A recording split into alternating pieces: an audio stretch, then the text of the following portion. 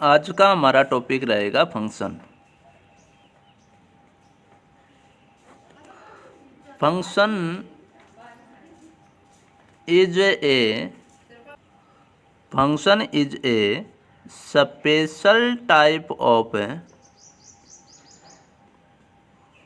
A relation का एक special type है। इसका मतलब रिलेशन पर कोई कंडीशन अप्लाई की है तब जाकर हम क्या मिला है, एक फंक्शन मिला है।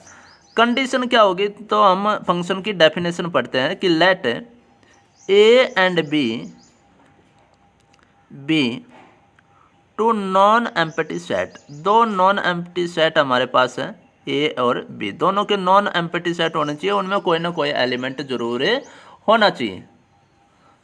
तो ए सबसेट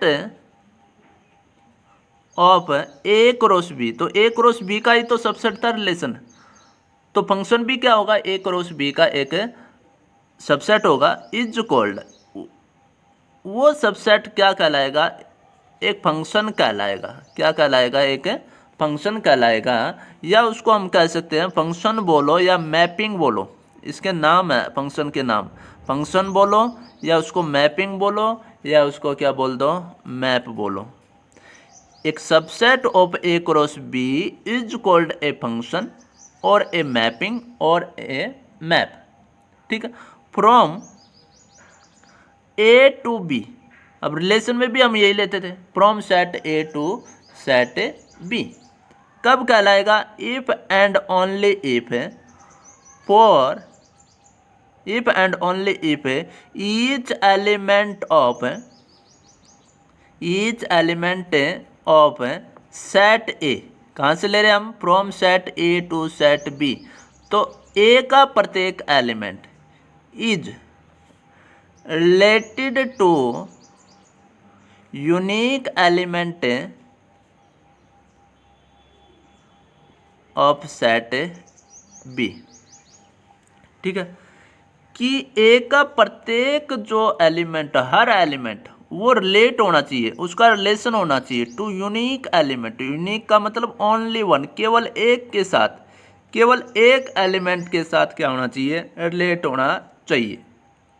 तो उस सबसेट को हम क्या कहेंगे, फंक्शन बोलेंगे, मैपिंग बोलेंगे और एक मैप बोलेंगे। ठीक है, अब देखो रिलेशन में क्या था, किसी का किसी के साथ भी कोई भी रिलेशन होता था, कोई भी एलिमेंट दूसरे एलिमेंट के साथ, कितने भी एलिमेंट के साथ रिलेट हो सकता था। पर यहाँ पर कंडीशन है कि इसका, अच्छा कोई एलिमेंट हो सकता था किसी के साथ रिलेट ना भी हो। यहाँ पर क्या है कि ए का जो प्रत्येक एलिमेंट है वो बी के एक, केवल एक ही एलिमेंट के साथ क्या होना चाहिए, रिलेट होना चाहिए, केवल एक के साथ क्या होना चाहिए, रिलेट होना चाहिए, तभी हम उसको क्या बोलेंगे, फंक्शन बोलेंगे। ठीक है, अगर ज़्यादा के साथ रिलेट होता है तो फंक्शन नहीं होगा। कोई एक एलिमेंट ऐसा बच जाता है ए में जो बी के साथ ना रिलेट हो, तो भी हम उसको, ए में नहीं बचना चाहिए, बी का हो सकता है एक आधा एलिमेंट ऐसा बच जाए जो ए के एलिमेंट के साथ रिलेट ना हो, पर ए का हर एलिमेंट क्या होना चाहिए, रिलेट होना चाहिए बी के एक यूनिक एलिमेंट के साथ। ठीक है, अब आता है हमारे पास, जैसे कि हम एक इसका एरो डायग्राम बनाते हैं, एक सेट ए हमारे पास है, दूसरा सेट बी है, इसमें एलिमेंट हमने ले लिए 1 2 3 4 5, इसमें एलिमेंट लिए A B C D F. ठीक है, अब हम मान लिए 1 जो है वो ए के साथ रिलेटेड है, 2 जो है वो बी के साथ रिलेटेड है, 3 जो वो बी के साथ रिलेटेड है, 4 जो वो सी के साथ रिलेटेड है, 5 जो वो एफ के साथ रिलेटेड है। तो ये हमें चेक करना कि ये एक फंक्शन होगा कि नहीं। अब देखो पहले तो ये चेक करो क्या हर एलिमेंट रिलेटेड है, 1 भी किसी न किसी के साथ, 2 3 4 5 सारे के सारे रिलेटेड है। उसके बाद हमें चेक करना क्या प्रत्येक एलिमेंट केवल एक ही एलिमेंट के साथ रिलेटेड है। यहाँ पर हमने 1 लिया, 1 केवल एक के साथ रिलेटेड है, ए के साथ। 2 लिया, 2 भी सिर्फ बी के साथ है और किसी के साथ रिलेटेड नहीं है, इसका एलिमेंट केवल एक के साथ रिलेट होना चाहिए, तो 2 सिर्फ बी के साथ है और किसी के साथ रिलेटेड नहीं है। 3 वो भी केवल बी के साथ है। ठीक है, कंडीशन सिर्फ ए के एलिमेंट पर लगी हुई, वो केवल इसके यूनिक एलिमेंट के साथ होना चाहिए। बी के एलिमेंट कितने के साथ रिलेट हो सकता है, वो उस पर कोई कंडीशन नहीं है। अब 4 जो है वो भी सिर्फ सी के साथ रिलेटेड है, 5 जो है वो भी सिर्फ एफ के साथ रिलेटेड है, तो सारी कंडीशन सेटिस्फाई। बी का एलिमेंट हो सकता है 2 के साथ रिलेटेड और 3 के साथ रिलेटेड हो सकता है इसका आधा एलिमेंट ऐसा बच जाए जो किसी के साथ रिलेटेड ना हो, पर ए का एलिमेंट सभी के प्रत्येक एलिमेंट रिलेट होना चाहिए और केवल एक के साथ रिलेशन होना चाहिए, ठीक है। इसका कोई भी एलिमेंट नहीं बचना चाहिए। तो ये हमारे पास क्या एक फंक्शन है, क्या ये हमारे पास एक फंक्शन है। एक सेट ए लिया, दूसरा सेट हमने बी लिया, 1 2 3 4, यहाँ पर लिया ए बी सी डी। 1 जो है वो ए के साथ रिलेटेड है, 2 जो है वो बी के साथ रिलेटेड है, 3 जो है वो सी के साथ रिलेटेड है, ठीक है। उसके बाद 3 जो है वो डी के साथ भी रिलेटेड है, 4 जो है वो बी के साथ रिलेटेड है। ये हमने बना लिया। अब चेक करना क्या ये रिलेशन जो है, रिलेशन को हम एरो डायग्राम के द्वारा भी रिप्रेजेंट कर सकते हैं। हमें चेक करना क्या ये एक फंक्शन होगा। तो पहले चेक करो क्या सारे एलिमेंट रिलेटेड है। हाँ साहब, कोई ना कोई एलिमेंट हर एलिमेंट के साथ रिलेटेड है। फिर 1 चेक किया, क्या ये एक ही एलिमेंट के साथ है, एक ए के साथ है। 2 भी सिर्फ एक के साथ, वो भी बी के साथ है। 3 2 के साथ है, एक सी के साथ रिलेटेड है और एक डी के साथ रिलेटेड है। तो यहीं पर हमारे पास कंडीशन फेल हो जाएगी। तो ये एक फंक्शन नहीं होगा, ये क्या नहीं होगा, एक फंक्शन नहीं होगा, ठीक है। तो कंडीशन हमें सेटिस्फाई करवानी है, ठीक है। अब है image and pre image, image and pre image.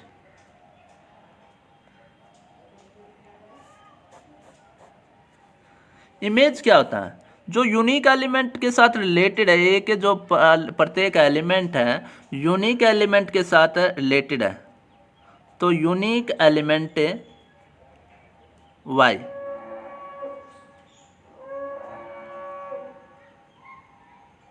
Belong to b is called image of the element x belong to a under the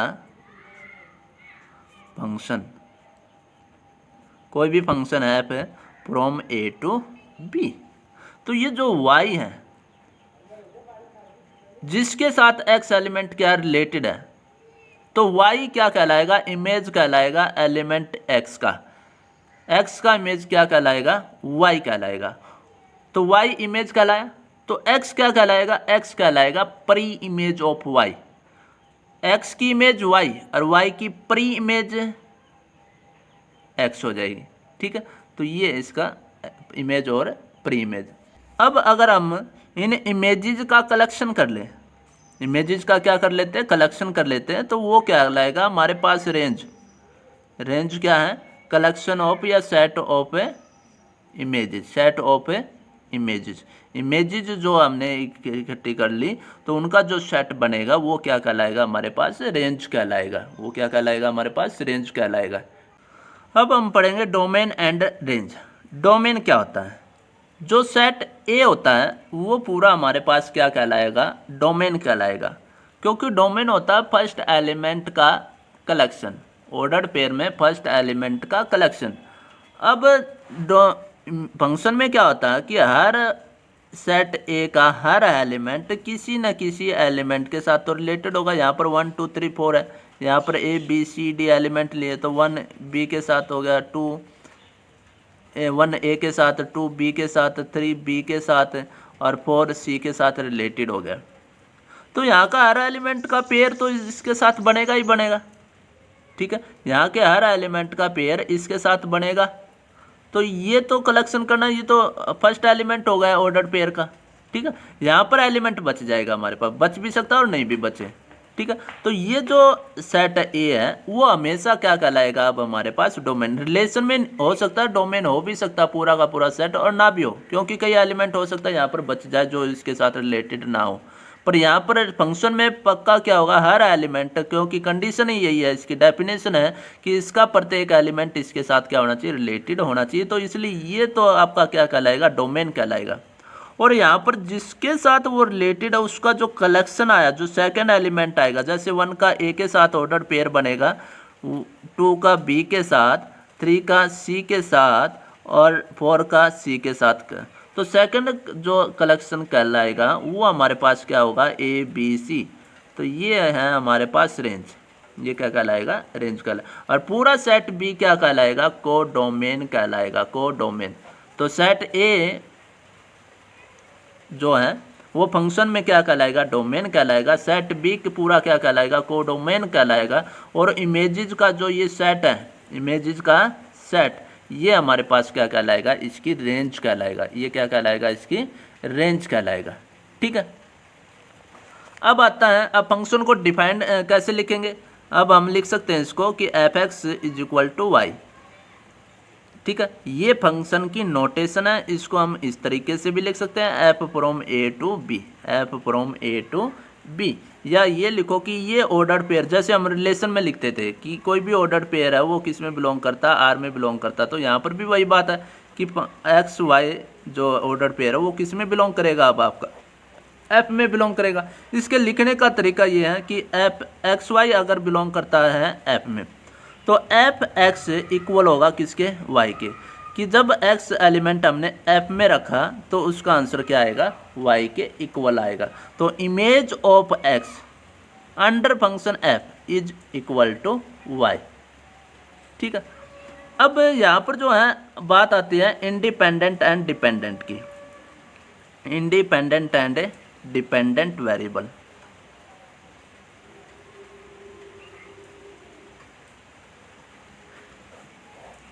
तो यहाँ तो हम x की वैल्यू कुछ भी पुट कर सकते हैं, फिर जाकर किसकी वैल्यू आएगी, y की वैल्यू आएगी। तो x तो किसी पर डिपेंड करता ही नहीं। तो यहाँ पर जो है x जो है वो आपका क्या कहलाएगा, इंडिपेंडेंट वेरिएबल। और y डिपेंड करता है x पर, तभी तो y की वैल्यू आएगी। x की वैल्यू हम कुछ भी पुट करें तो x तो इंडिपेंडेंट है, और y हमारे पास क्या कहलाएगा, डिपेंडेंट वेरिएबल कहलाएगा। ठीक है।